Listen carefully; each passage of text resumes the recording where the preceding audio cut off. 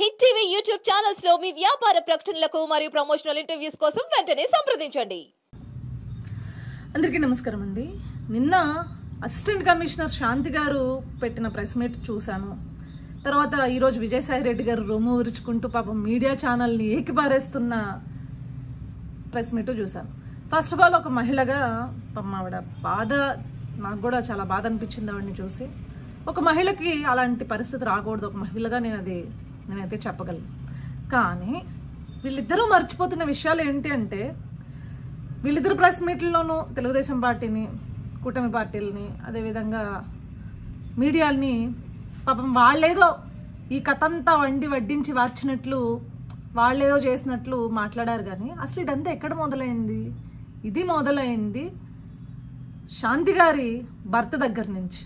అంటే త్వరలో విడాకులు తీసుకోబోతున్నాం అని ఆవిడ చెప్తుంది, కానీ ప్రస్తుతానికి ఆయన భర్తే కదా, ఆయన దగ్గర నుంచి మొదలైంది. ఆయన కంప్లైంట్ ఇవ్వబట్టే కదా వార్తా కథనాలు ఇన్ని రాయడం జరిగింది, లేదు అంటే వేరే పార్టీలు మాట్లాడడం జరిగింది. అసలు ఆ కంప్లైంట్లో ఆయన పేరు ఉండుండకపోయి ఉంటే, విజయసాయి రెడ్డి పేరు ఉండుండకపోయి ఉంటే ఆవిడని ఎవరు ప్రశ్నించేవాళ్ళు కాదు కదా.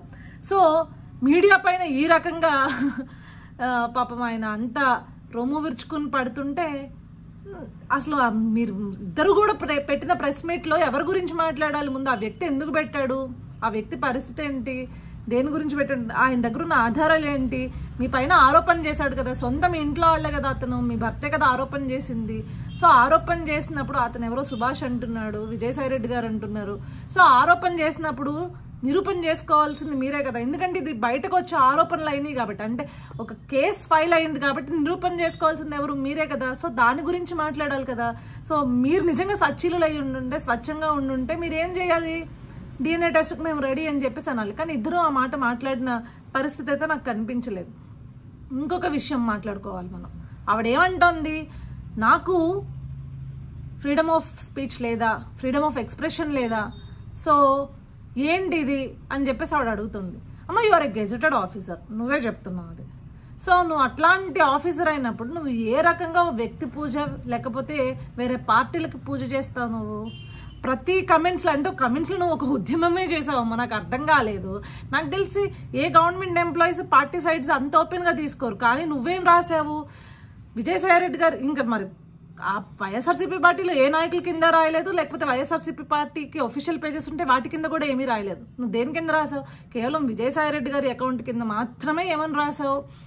You are the spinal cord to our party అని రాసావు. అంటే నువ్వు మా పార్టీకి వెన్నుముక అంటే ఓపెన్గా యు ఆర్ అడ్రెసింగ్ దట్ నేను వైఎస్ఆర్సీపీ పార్టీకి సంబంధించిన దాన్ని అని చెప్పేసి చెప్తున్నా. అది ఎంతవరకు లీగల్? అది చెప్పండి.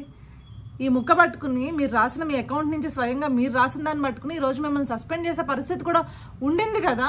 అంత ఓపెన్గా ఎట్లా అడ్రస్ చేస్తారు పార్టీస్ విషయము?